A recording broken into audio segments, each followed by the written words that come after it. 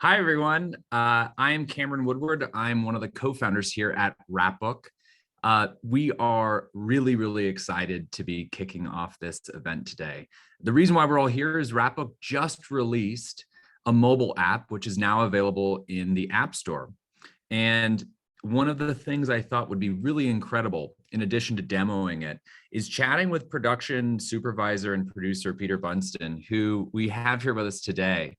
I met Peter on a very, very large set and was so blown away by the work that he did to bring a production together, truly coordinating the chaos. And it was really inspiring to see you using kind of paper processes to keep it together while learning Wrapbook on the fly and introducing some sort of digital processes to your production. And so I thought it'd be really, really great to have you here, Peter, just to kind of dig into your career, what it's like to be a production supervisor, and to really talk about kind of the digital transformation that's happening on your sets.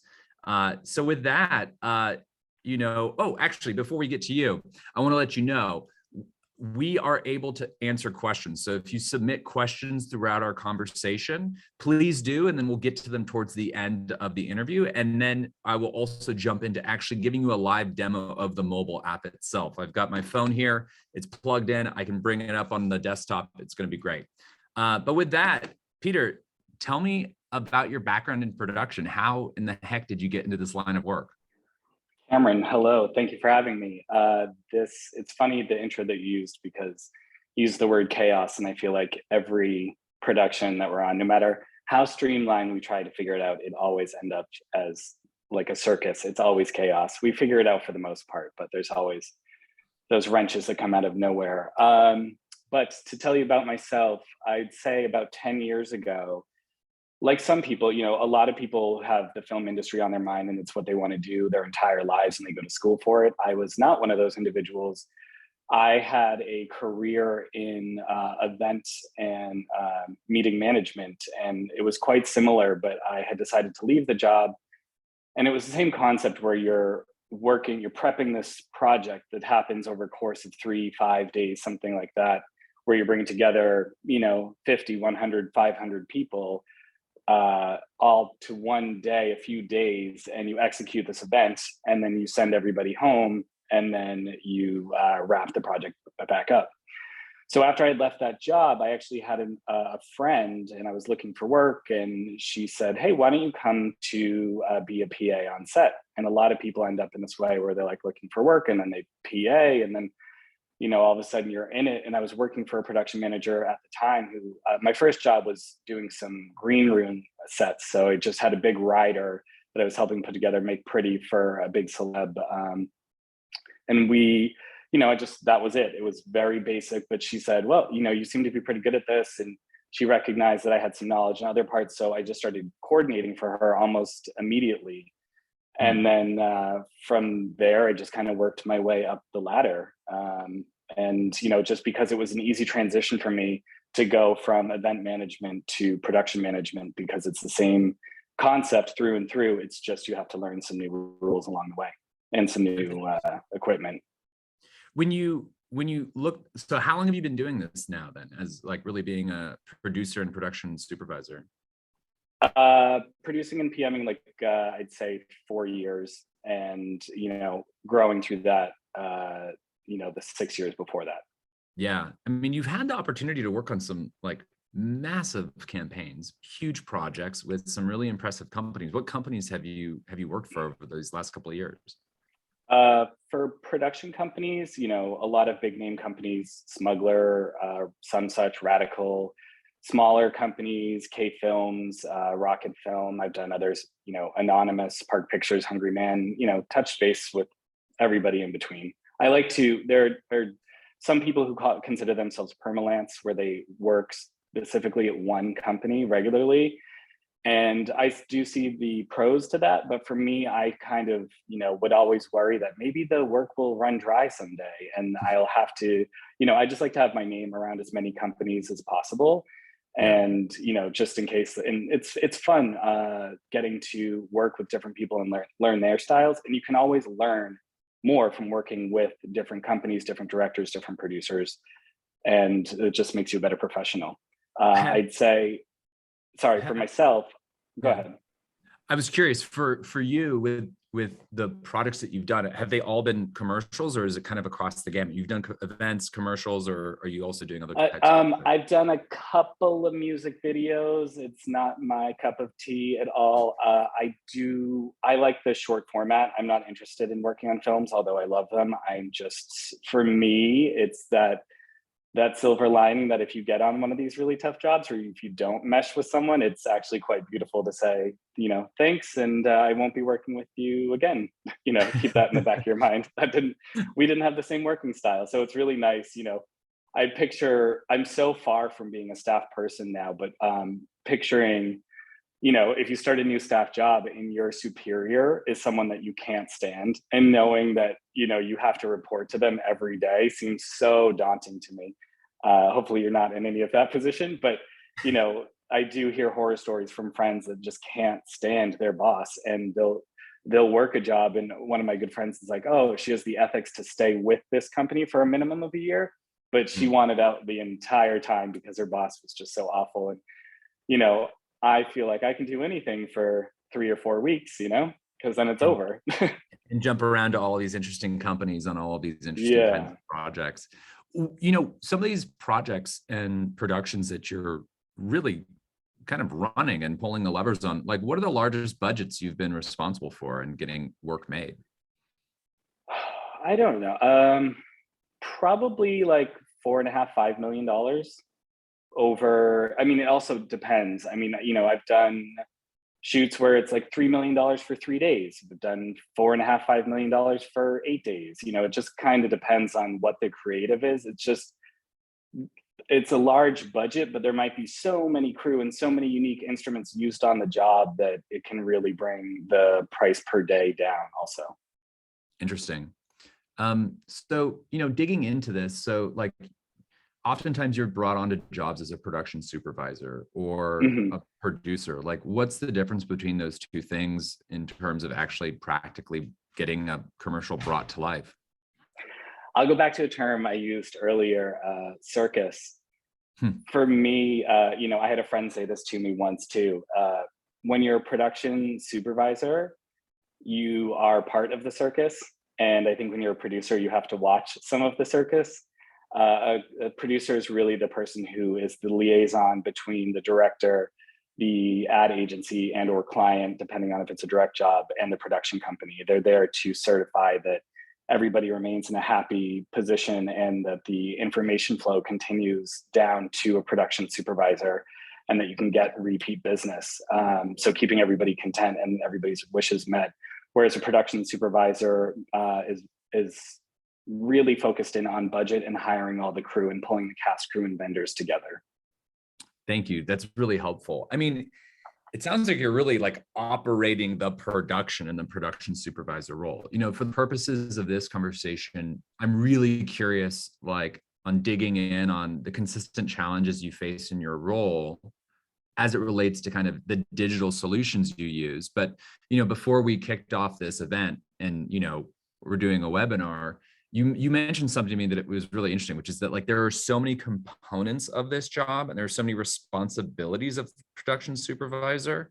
Could you run Mhm. through like how you get your head lined up to actually even start to implement a $5 million budget over 3 days? Like, where do you even start in your Yeah, role? it's interesting. Luckily our jobs there's a lot of checks and balances in it.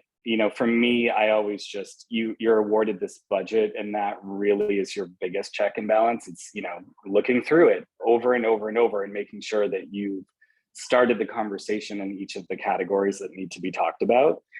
But I think what's the most interesting part about our business is that it's one of the last industries left that we really do deals based on a handshake. Very rarely am I asked for a resume. I show up and, someone might not know my name, but they say, okay, we're going to trust in you that you're going to have this $1 million budget and you're not going to turn it into $1 million deficit for this company.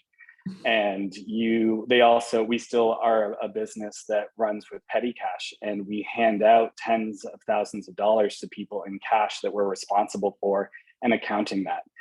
So I hear what you're saying of there's so many facets of production from the beginning of prep to, starting with casting and locations and then starting to book crew and getting everybody pulled together for this shoot. I mean, it really depends on which job you start, where you start, but there is, gosh, it's almost overwhelming to think, where do you start? But yeah, I just think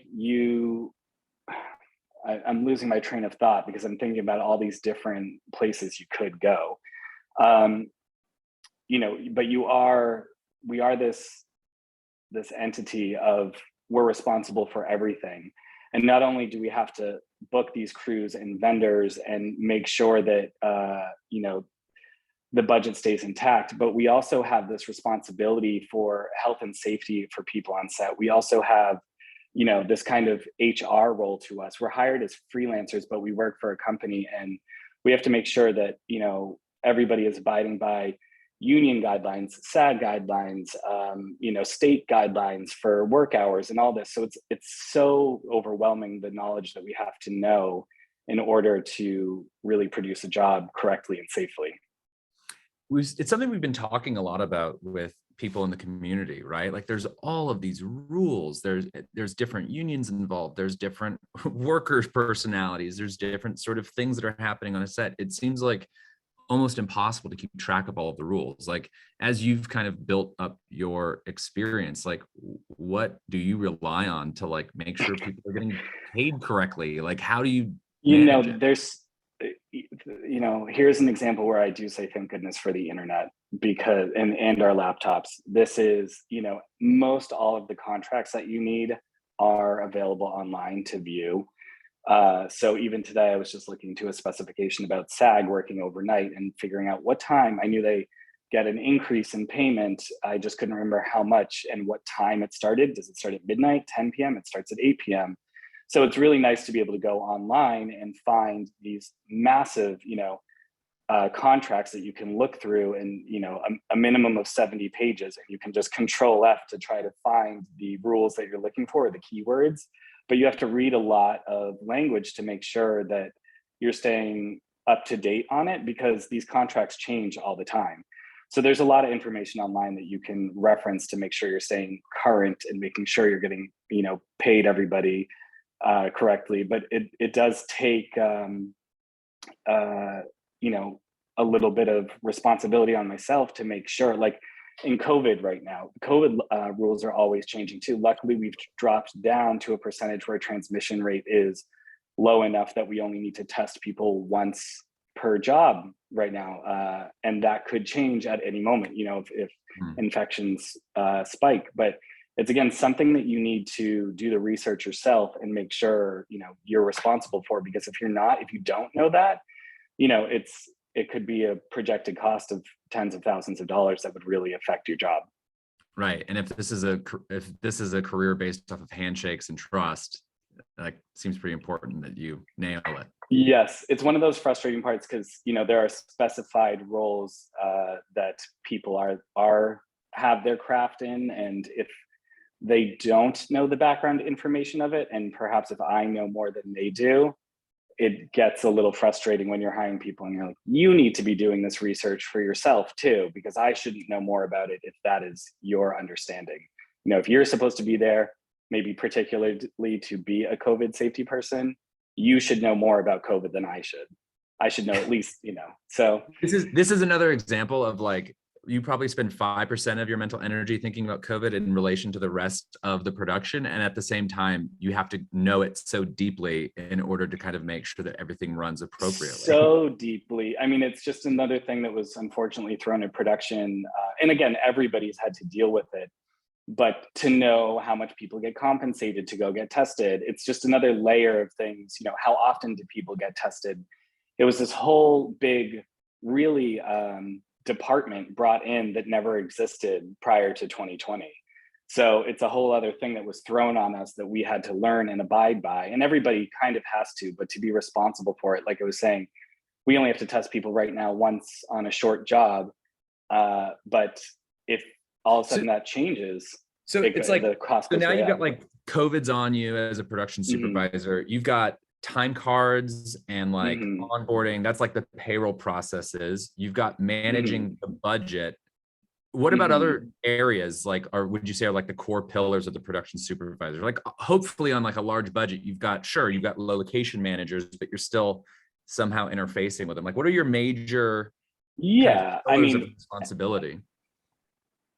unfortunately, it's all. I mean, you've got all of your crew that you're responsible for, making sure that you have hired everybody that you need to, a key in every department, and getting a list of all of the people who are working for them, because we're ultimately responsible for a call sheet too. So we have to have knowledge of every single person and department noted on that call sheet and what they are doing on our set.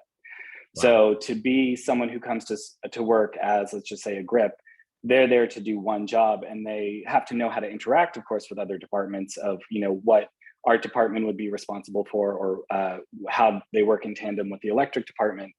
But we have to know what everybody's functions are, and how that information is spread across them. So when someone decides, if an AD decides to shift part of the schedule, how that trickles down through the whole schedule, how through the whole call sheet, and why it affects every department in one way or another. Okay, well, we're going to do this in the afternoon, so now we need to, it's going to change the lighting here, and that's going to involve a grip, and maybe that changes even something as simple as like what this person is wearing in wardrobe. Probably not so much, but just if they're changing an angle of something, that might change what the person's wearing, because you don't want to put someone on blue background. But we're not only responsible for crew and the call sheet, we're responsible for all of the pre-production, which is still our production stuff, but casting and locations and getting things selected. We're responsible for getting catering to set, and making sure that all of these lovely crew members that we've hired are fed and happy, so they can actually work this grueling day of 12 hours, 14 hours. And unfortunately, when they go to 16 hours, hopefully those are fewer and far between, but I do hear the horror stories. Again, same thing, working with the wardrobe department and making sure they're getting the information that they need, because they have to work before we start shooting. So it's not just the set days that we're responsible for. It's about getting everybody the right information to get them to the shoot days. One of the things I like to say about our jobs is, most of our production jobs are responsible for getting people to set, and I'm only there to put out the small fires on the shoot days. Hopefully there aren't any big fires, but everybody else's time to shine is the shoot day, because then when those days happen, they go, shoot the 12 hours, everybody goes home, they come back the next day. I'm just there to help when someone needs something else on that day, until we get to our, final shot, and everybody, we've got all the equipment there, everybody heads home, and then it's time for payroll and getting everybody paid. So here's a question before we get into payroll stuff, which Mm-hmm. is, let's assume you were on a really, really well-run set, right? Like you could imagine a production coordinator's having a really hard week when stuff is not going well, when days are not good. But let's Mm-hmm. assume that you're on a set and things are going great. What are Mm-hmm. the consistent challenges you face in your role, even then, even when it's going well?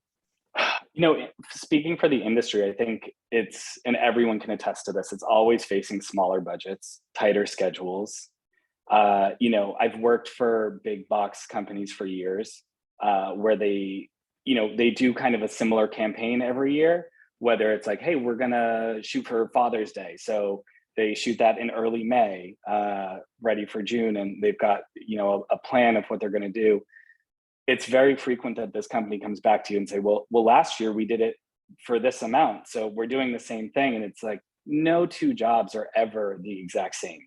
One, rates change over the years. Two, costs of things change over the years. Three, creative alone changes. And even if you say the campaign is the same, it doesn't mean the style or design is the exact same. It might be similar, but they might ask for a specific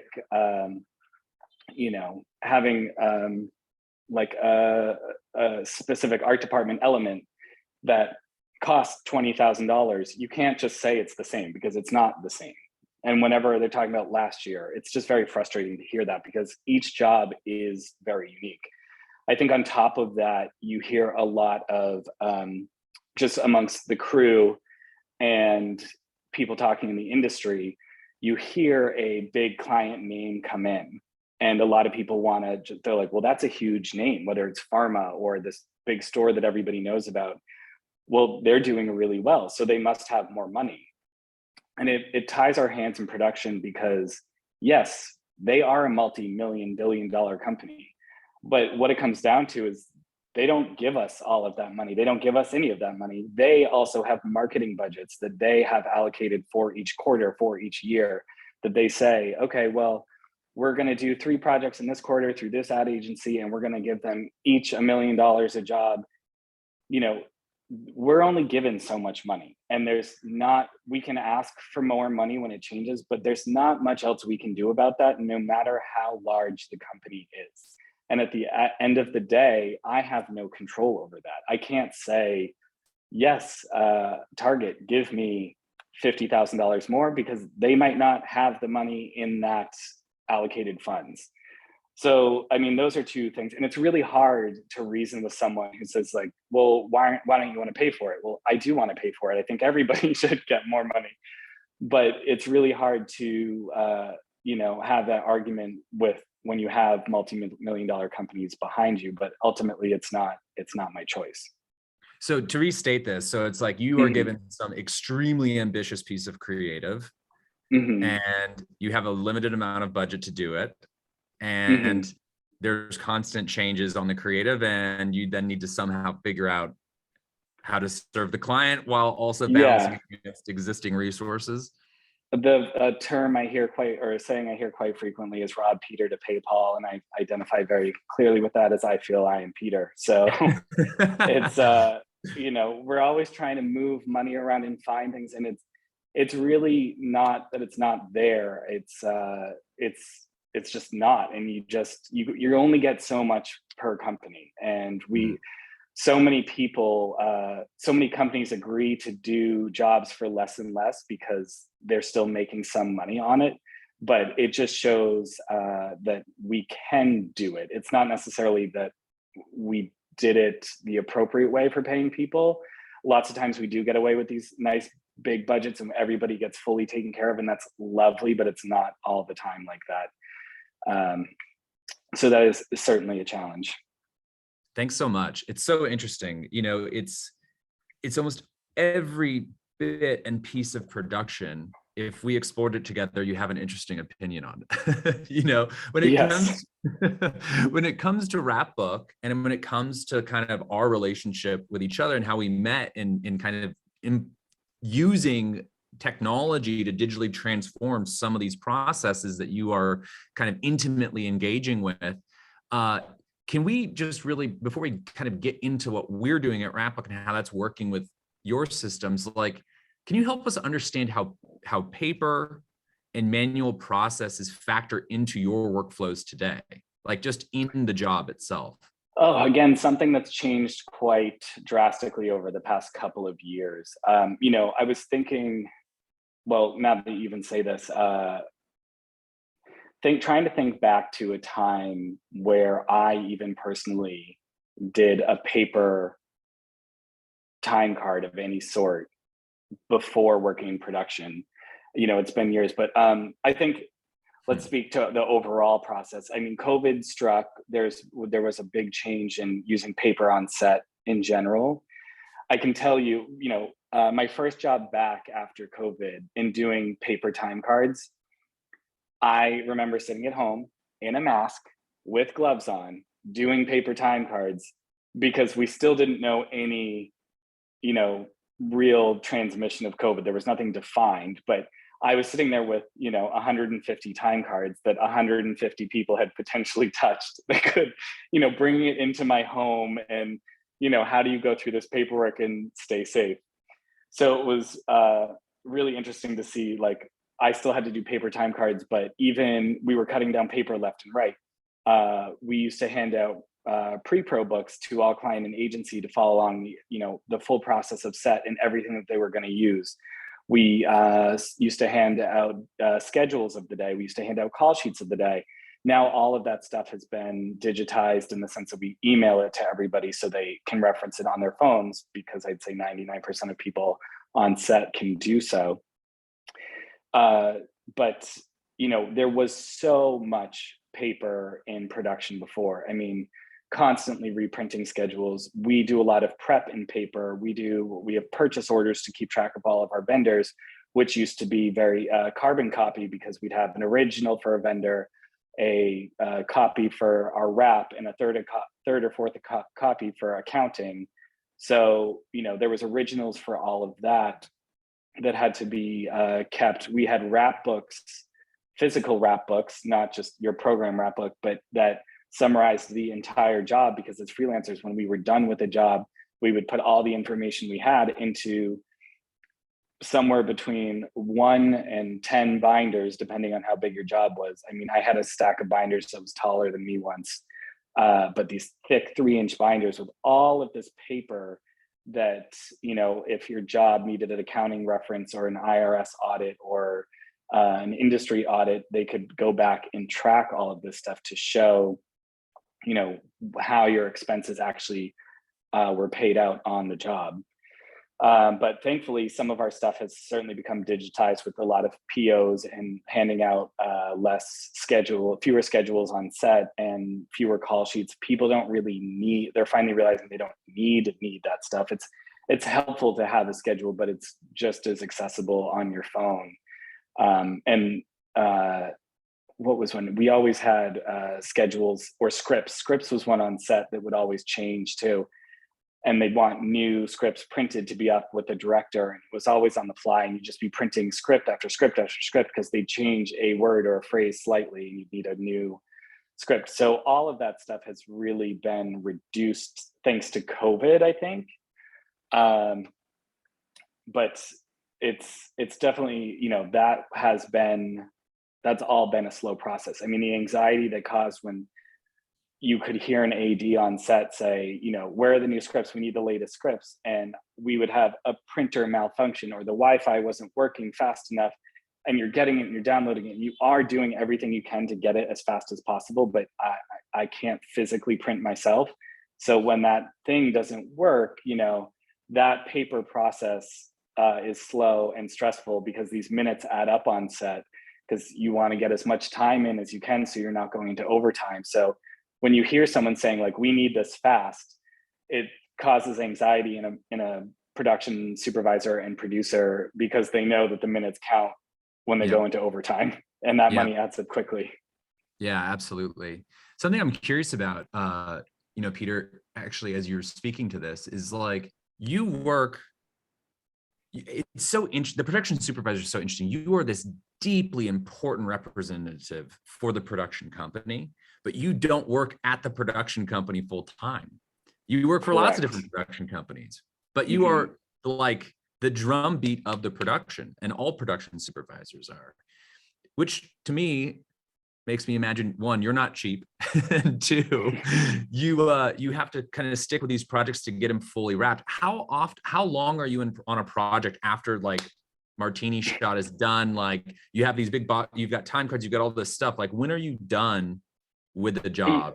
My old guideline was kind of, a day per shoot day kind of thing. I used to be pretty fast at doing wraps.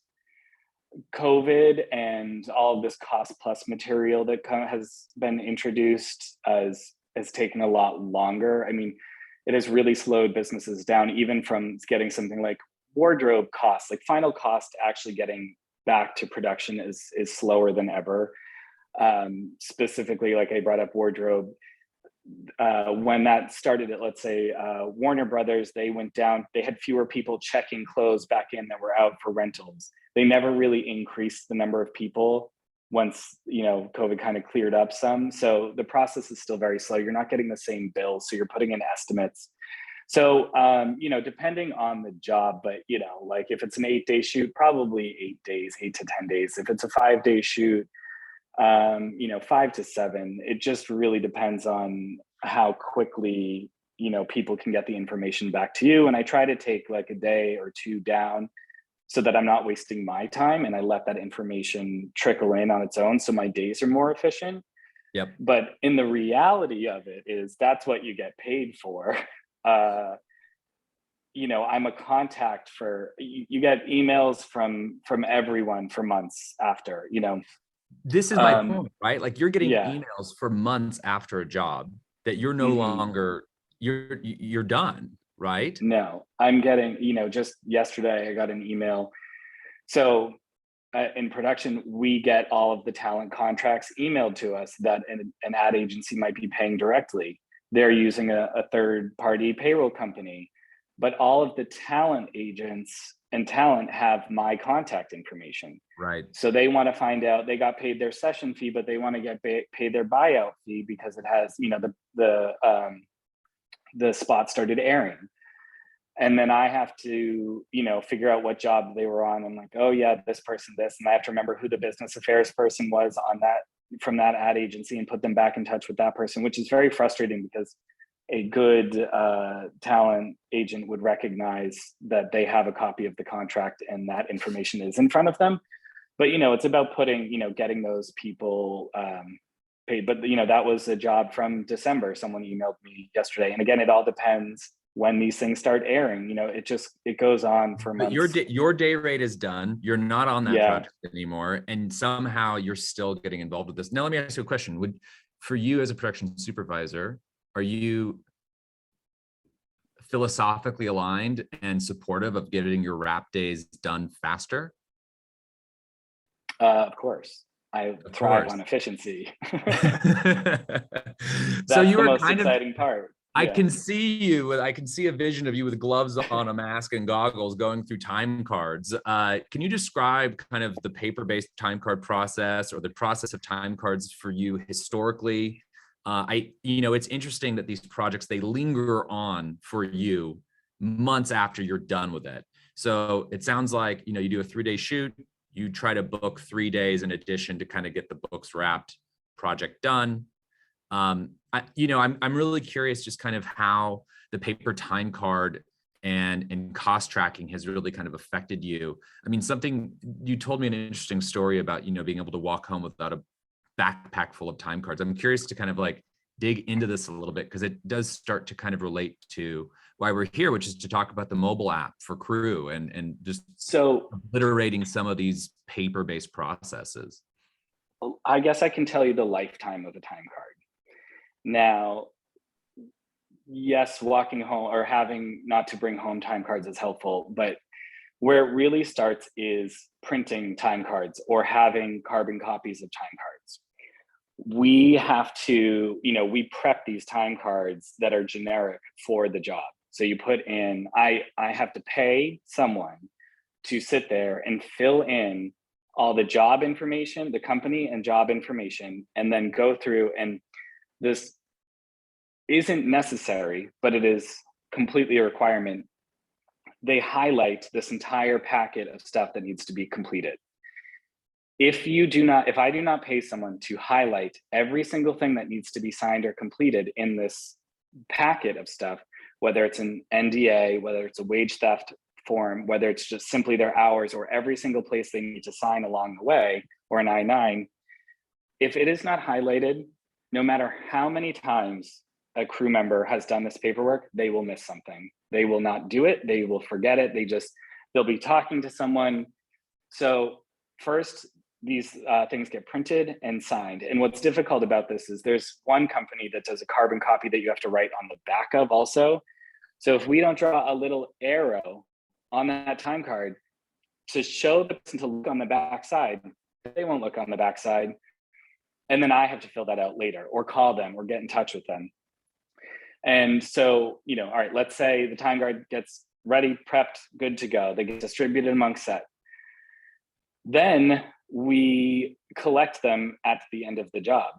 And what's interesting about this is they're out on set, but very few people actually have the time to sit throughout the day. There aren't really desks set up for people to complete paperwork. It's not like a regular job where you're just sitting there and you have a desk. So people are filling out time cards on their laps. People are filling out time cards on the hood of their car, at lunch. all, just doing it wherever they can on a clipboard.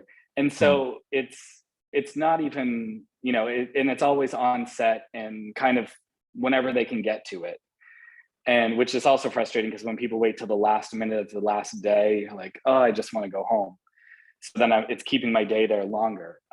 So from there, the time card is roughly completed. They hand them in, and we do our best to actually look at each one as they come in, because it's much faster for me to look and say, hey, what's this person's birthday? They missed it, than me calling or texting them. Because imagine if 60 people all missed one thing and it takes me a minute to figure that out for each person, that's an hour of my time just to text them and call them and wait. And so I get all the time cards, I go through them, I meticulously check them to make sure everything's there before I even do the time cards. And I flag them to make sure that we are, that I'm not missing anything.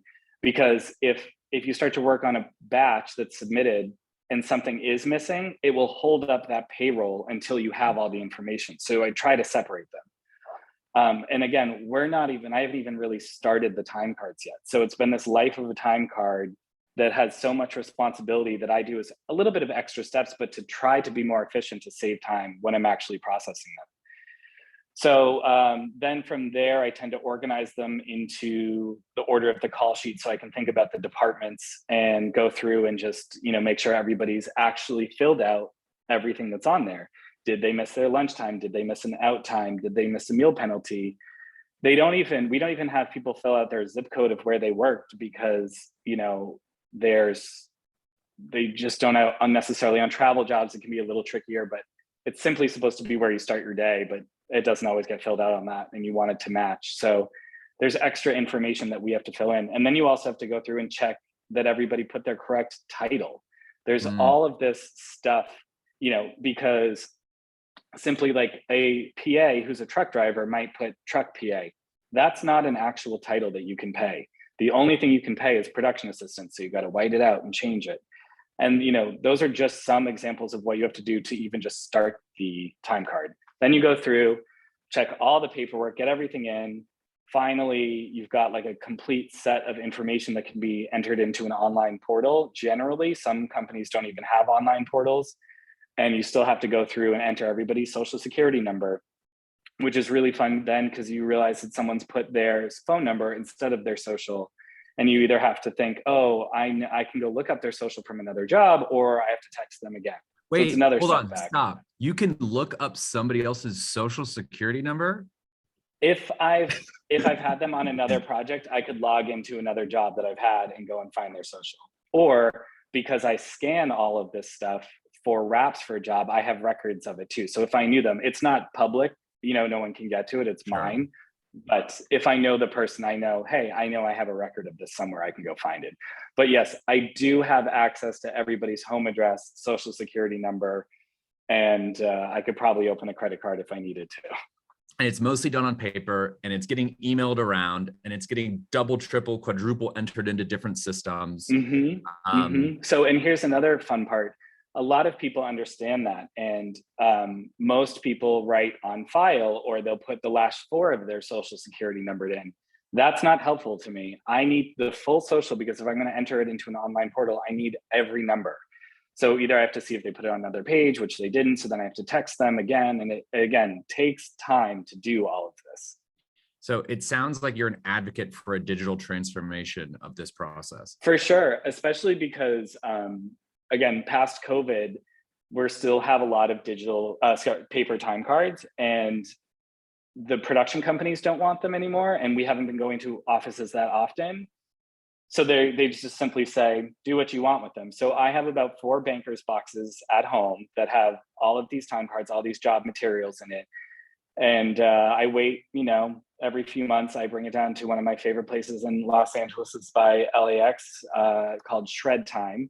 And I get to watch everything on this massive shredder. They have a big television, and they bring it, you watch them cart it back, and everything goes through a shredder so you can make sure everything is, because I'm not just going to throw it out at home, but I'm sure some people do just throw it out. And Yeah. I don't have a big enough shredder to do it. So I'd rather pay like the 29 cents a pound or something. And it's the most cathartic experience. So I'm not being paid to promote them, but Shred Time, if anybody's listening, I highly recommend that place.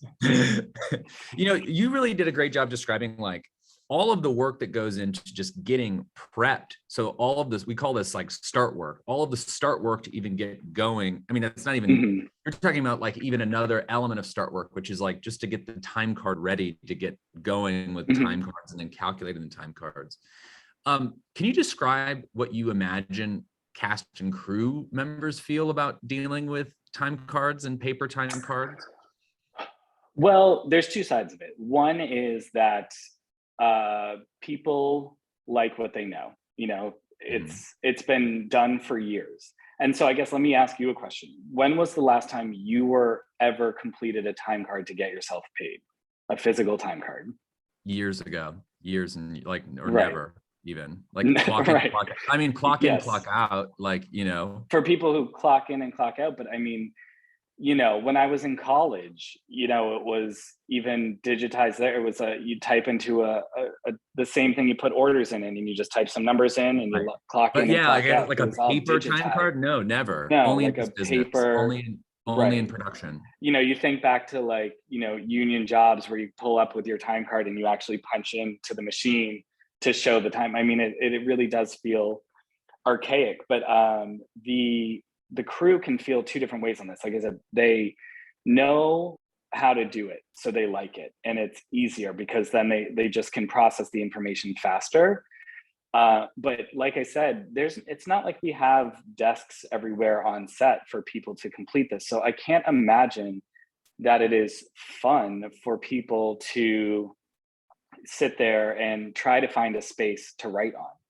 I'm in production, we usually have a place to sit, so that's fine. But sitting in your car, like being a Teamster, filling out your time card in a van can't be easy. I'm sure they have clipboards, but you're still in a car, it can't be comfortable. And again, they know how to do it, but I don't think that it's the most efficient way to do it. And then after the fact, people pre-fill out time cards, they come and hand them in early and they're like, I'll text you my out time. Or, they fill out 90% and they leave the last part to me. And it's like, okay. Peter, I feel like it'd be foolish of me to not shamelessly plug the fact that like Wrapbook is transforming all of these types of problem points in the process. Yes, no, it is. And again, I've had Wrapbook experience, and what it is doing is taking, putting the onus on the employee, whereas I am not responsible personally for knowing how much money you'd like withheld from your paycheck. That's not for me. And I think what Wrapbook can do is if people are entering all their information on their own portal and they can enter their own time cards, it's going to make my life a lot easier. Like, and you brought up, I decided, I live downtown Los Angeles. So I was shooting downtown. I decided to walk home from set one day, or to and from set, not only because it was close, but because I knew I wasn't gonna have to bring home 2 big bags of time cards and walk down the street. One, I wouldn't want to do it because it's heavy, and 2, it's because it's everyone's personal information.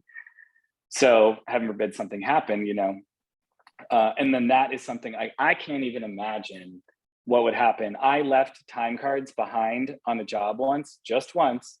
It was at Golden Oak Ranch, and I left it inside a building. And we went and got them the next day, but the lights had been shut out. I didn't see them, but I was like, I don't imagine what would happen if you actually didn't have all of your time cards, lost them all. How would I ever get everybody, 150 people, to redo all that? It would be the worst experience. I'm so happy that I have not been in that position before. Absolutely. There was a question in here. Somebody said, when you say check time cards one by one, what is it you are looking for? Just any information that's going to get kicked back. So I looked at you have to make sure everything is completed. You're looking for their proper title, their union number, all of their hours, their AICP line number that can be calculated to the budget, signatures on making sure they signed, putting in their passport information or driver's license and social security, making sure people always forget their driver's license expiration date, signatures on that page, then signatures on the W-4 page, signatures on NDAs. You have to make sure every single thing is completed. If you don't, it gets kicked back, and then you have to go find that person and ask permission to sign for them or get the proper information to have it completed. You know, it's interesting. I feel like we could almost do another session with a crew member as well, because it's very understood that the prep time going into getting the start work filled out, getting the time cards filled in properly, reviewing them, doing some like initial calculations against them, sending them in, entering them into a portal again. Mm-hmm. Like that's on the production supervisor, and it's extremely time intensive and error prone and manual historically, you know, before Wrapbook started really addressing these issues through automation and technology. But on the worker side as well, I've never met a worker who really loved the start work process or the time card process themselves for a number of reasons. Like some of those paper time cards can be confusing as to where to fill them in, or you misalign. I don't think these people want to misalign either. It's just oh, I needed to turn it over and there was somebody drew an arrow on, you know, like no one else likes this either, you know? No, and the other thing is it's people, you know, okay, well, I have already filled out, so let's say CAPS paperwork this year, so therefore I'm on file.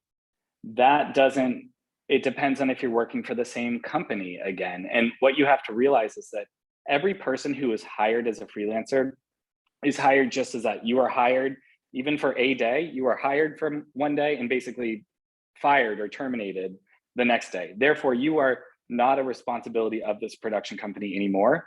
And then when you start a new job, you have to do that full set of start paperwork again. And it's called start paperwork because you're starting that job. And you will be terminated from that job again. And that's why you have to do it once per job. And it's just repetitive over and over and over. I'm excited to share today the mobile app, because what we're doing to address this on the crew side, and it was awesome to watch you kind of fill out, because again, you have to fill out a time card too. You are a crew member. You also are a part-time employee of these companies when you're doing these jobs. So you too have a time card, right? Yeah. Over and over. Over and over and over again. Yeah, I'm really excited today to showcase the Wrapbook mobile app. I mean, I think a lot of the functionality that makes your life easier or more digital through like a Wrapbook solution is covered in like a Wrapbook demo. So if you're here listening to this and you're curious to see it, definitely check out a demo on our website. You can contact sales, somebody will walk you through it, and you can see all this stuff where Wrapbook really helps the production supervisor, the production company, the accounting side. But you know, it's interesting. The reason why we built a mobile app though is something we would hear a lot, Peter, is like, we'd hear from production supervisors like, yes, hey, Wrapbook's going to make my life better, but will the crew use it? Will they actually use this?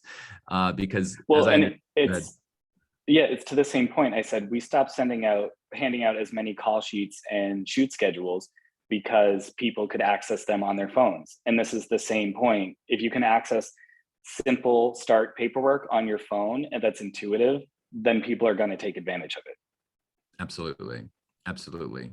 Well, if there are any questions from participants, please put them in. Until then, I'm going to stop sharing my, well, actually, I'm going to just get my my mobile app up and running. I have this really great tool. I'm going to literally show the Wrapbook app from my phone and get it connected here.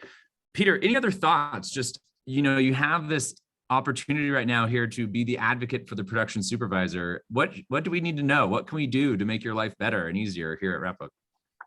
Well, so I've you know, done a job with Wrapbook, and I think one of the things, you know, that I've learned from it is that it is very possible for this all to be done digitally, and there are some kinks to be worked out, but definitely it's going to be easier. And the kind of integration and feedback. So when I had met Cameron on set, it was about kind of doing research about what works about this app and what doesn't work and what features can be introduced to make it better and better. And that was so important to me because you are learning a new process, which is, you know, scary for most people. But when these little kinks are worked out to say, like, this is going to be the fastest way to get through all of this, it actually will be. And I'll say, I I was apprehensive to start because getting everybody start work before the end of the job, I thought this is going to take me 5 more days because nobody's going to fill out their start work. And because I work in production and I'm a number-based person, I did my own calculation and found that 98% of people had completed everything they needed to do before the end of the last shoot day. So it was like 2 people I had to go and hunt down to make them, push them to do their start work. And one was too lazy to do it, and the other one was doing something incorrectly, which we fixed. But to know that my biggest fear was that I was going to have like 50% of the people do it and 50% not. And to see that everybody just did it was huge. So I think it's a great product, and I think it's going to streamline the process and make everything, or it is streamlining the process and making things much easier for production managers. For you, making this process easier and saving you lots and lots of time on it, like, why does that excite you? Like, where will you put your time instead? Well, like I said earlier, I had to pay someone to highlight time cards. Highlight. It's I never have to pay. I wouldn't have to take up hours of an office production assistant to do something like that. That monotonous work. They could actually be doing stuff to help the prep of the job. I won't have to, when I get home, I won't be sorting through all these paper. Like, I would lay out on the dining table, just, hundreds of time cards and put them in the proper order so that my brain thought clearly. And I can now I don't have to do that. I will just sort them in the order they need to be. Everything's already done for me. So that takes that all away. So I'll be able to spend time, these wraps have gotten longer, and hopefully this will help make them shorter again. That's awesome. Peter, thank you so much for your time. Thank you so much for sharing your expertise with us. I think production supervisor is not a job that many people hear about in the world. If you're in our industry, of course, but it is truly one of the most sophisticated, complicated, interesting jobs. And it was truly inspiring to see you make it happen when we met on set. Thank you. Thank you. Absolutely. Thanks so much for your time. From that, everyone, I'm going to actually go ahead and share my screen and walk you through a live demo of the Wrapbook app. Peter, you're welcome to stick around if you'd like. If not, of course. Thanks again so much.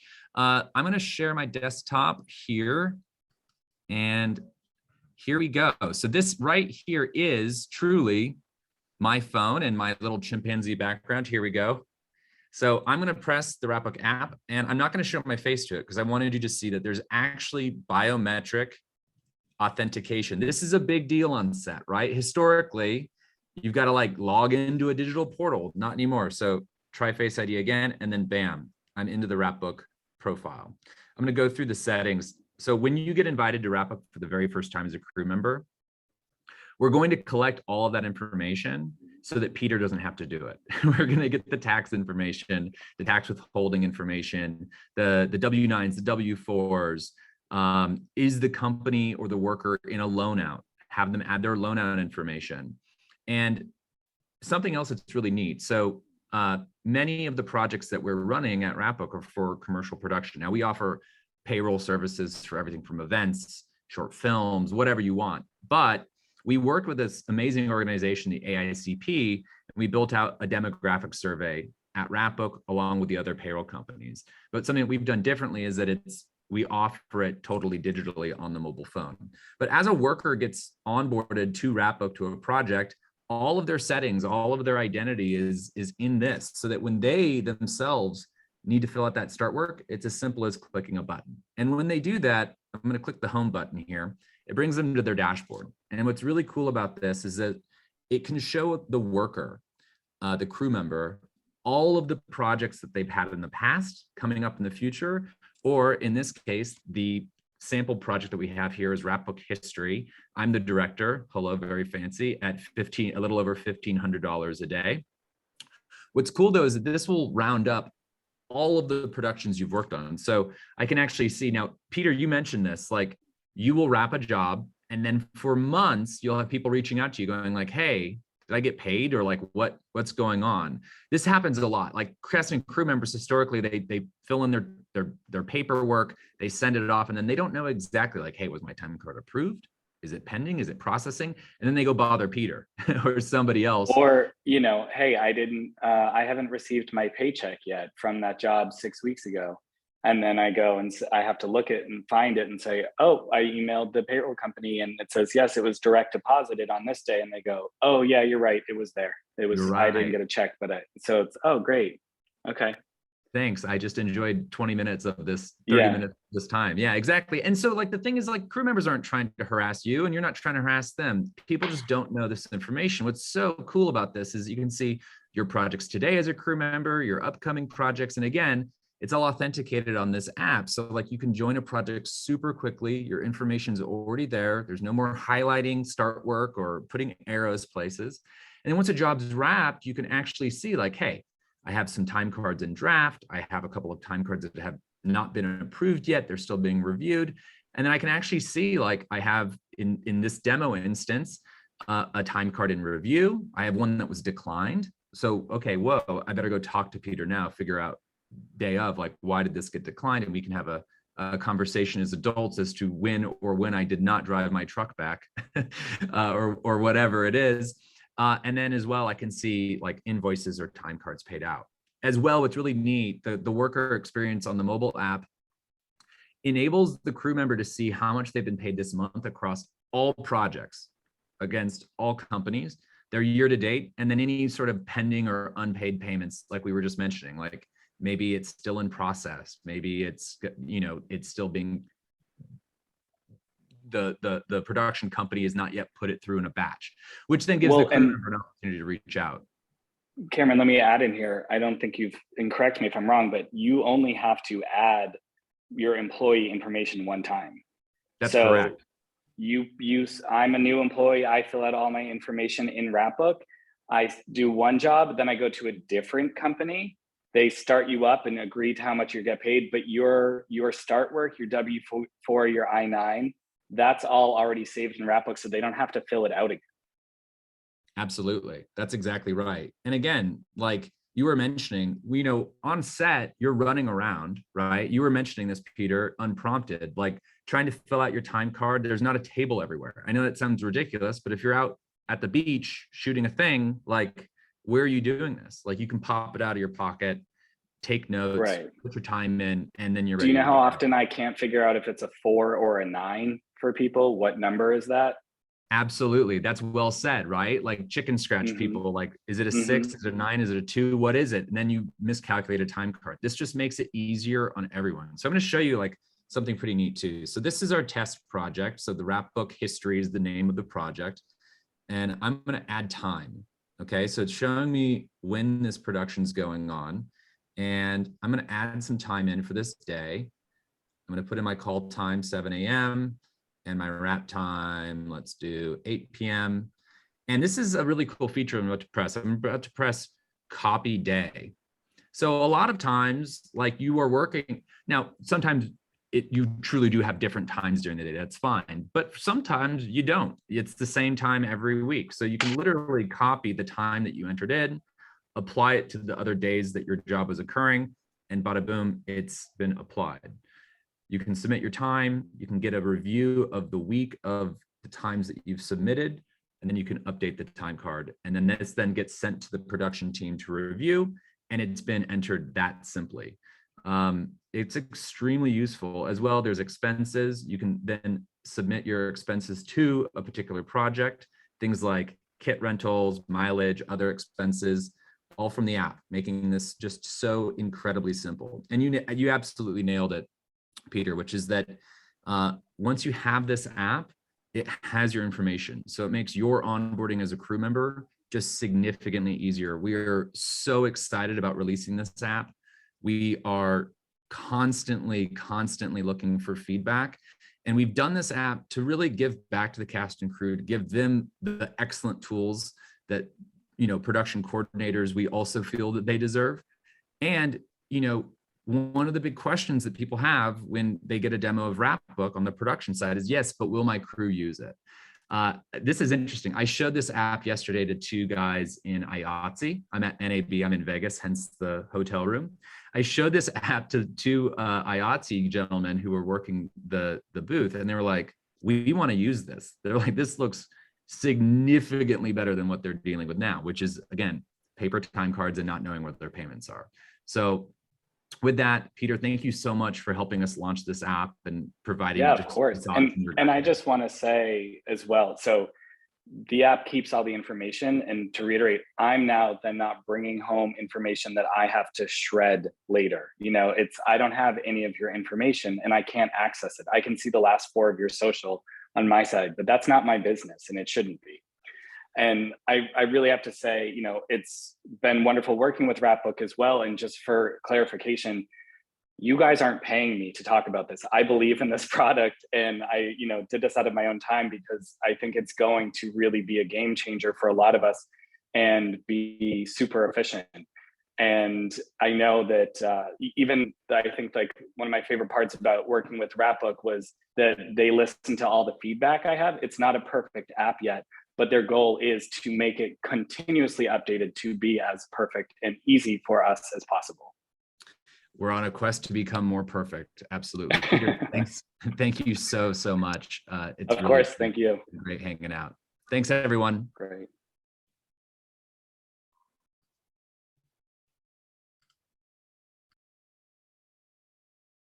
I should mention, if you're still on, we are hiring. So check out our Wrapbook hiring page. And as well, we are constantly releasing new features, and we will be doing a webinar that Peter, even you might be interested in joining on, just going through just new releases and things that are improving on the product all of the time. And with that, and quickly, Cameron, I just saw there were 2 questions we missed. Someone had asked if you decline a notification, a crew member, I don't think can see what the exact issue is, but a production supervisor can say that what the reason for the decline was. So you can say, oh, corrected your out time by 15 minutes or something. So they see the note, you can make the adjustment and it will reflect immediately in theirs. And then there was one other question. The app is live now, correct? Yep. You can download it on the iOS App Store, and it is totally live and being used by crew members as we speak. And the web platform and app are quite similar. Yep, absolutely. But the web experience, cast and crew members can use the web to submit their time as well. But the app is just a significantly better experience. Because, and it's easier and it's available on set. I'm not going to lend my laptop to every crew member to fill out a time card. So the fact that they can do it from their phone is a saving grace. Absolutely. All right. Well, with that, we're truly done. Peter, thanks so much. Appreciate Thanks, everybody's Cameron. time. Bye, Talk everybody. to you soon.